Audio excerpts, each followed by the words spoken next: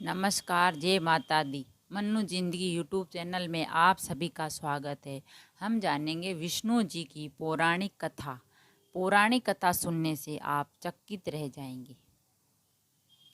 आपने भगवान विष्णु के 10 अवतार की कथा तो पढ़ी और सुनी होगी, लेकिन इससे अलग हटके आपको ऐसी पौराणिक कथा बताने वाले हैं जिससे आपके शायद ही पढ़ा है, जो हम जानते हैं। गरुड़ और विष्णु की पौराणिक कथा। ऋषि कश्यप की कई पत्नियां थीं, जिनमें से 2 वनिता और कद्रु थी। ये दोनों ही बहनें थीं जो एक दूसरे से ईर्ष्या रखती थी। दोनों के पुत्र नहीं थे, तो पति कश्यप ने दोनों को पुत्र के लिए एक वरदान दे दिया। वनिता ने 2 बलशाली पुत्र मांगे, जबकि कद्रु ने 1000 सर्प पुत्र रूप में मांगे, जो अंडे के रूप में जन्म लेने वाले थे। सर्प होने के कारण कद्रु के 1000 बेटे अंडे से उत्पन्न हुए और अपनी माँ के कहे अनुसार काम करने लगे। दोनों बहनें में शर्त लगी कि जिसके पुत्र बलशाली होंगे, हारने वाले को उसकी दास्ता स्वीकार करनी पड़ेगी। इधर सर्प ने जो जन्म ले लिया था, लेकिन वनिता के अंडों से अभी कोई पुत्र नहीं निकला। इसी जल्दबाजी में वनिता ने एक अंडे को पकने से पहले ही फोड़ दिया।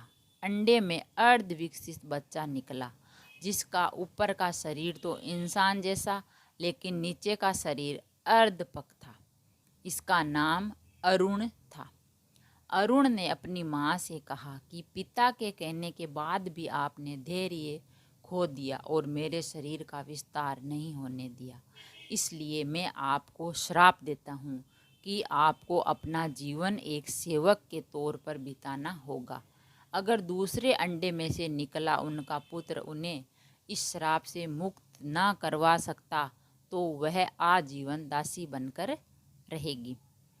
भय से विनीता ने दूसरा अंडा नहीं फोड़ा और पुत्र के श्राप देने के कारण शर्त हार गई और अपनी छोटी बहन की दासी बनकर रहने लगी। परंतु लंबे समय काल के बाद दूसरा अंडा फूटा और उसमें से विशालकाय गरुड़ निकला, जिसका मुख पक्षी की तरह और बाकी शरीर इंसानों की तरह था।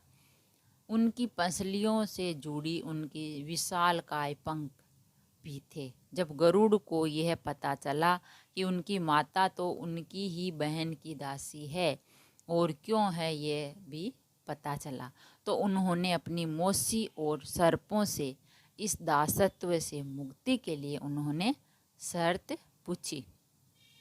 सर्पों ने विनीता की दासता की मुक्ति के लिए अमृत मंथन से निकला अमृत मांगा।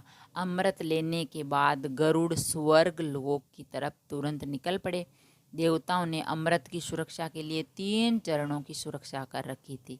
पहले चरण में आग के बड़े पर्दे बिछा रखे थे, दूसरे में घातक हथियारों की आपस में घर्षण करती दीवारें थी, और तीसरे अंत में 2 विषैले सर्पों का पहरा।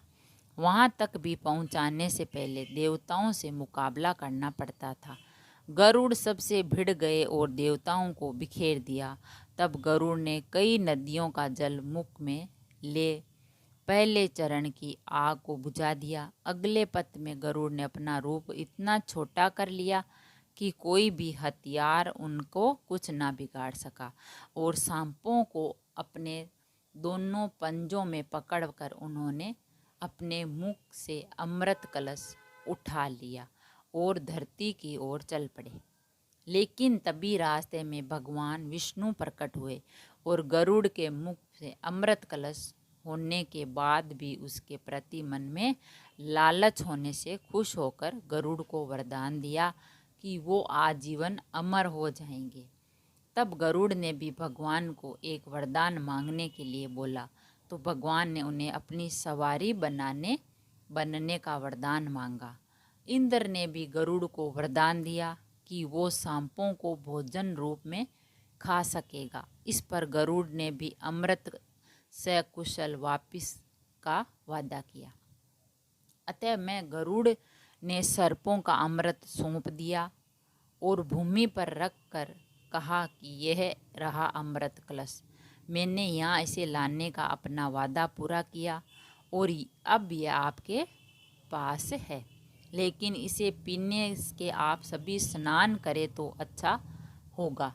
तब वे सभी सर्प स्नान करने गए। तभी वहाँ अचानक से भगवान इंद्र पहुँचे और अमृत कलश को वापस ले गए, लेकिन कुछ बूंदें भूमि पर गिर गई तो घास पर ठहर गई। सर्प उन बूंदों पर झटपट पड़े, लेकिन उनके हाथ कुछ न लगा। इस तरह गरुड़ की शर्त पूरी हुई। और अगर वीडियो अच्छा लगा तो लाइक और शेयर ज़रूर करें। ऐसे ही और वीडियो देखने के लिए चैनल को सब्सक्राइब करें। थैंक यू, धन्यवाद।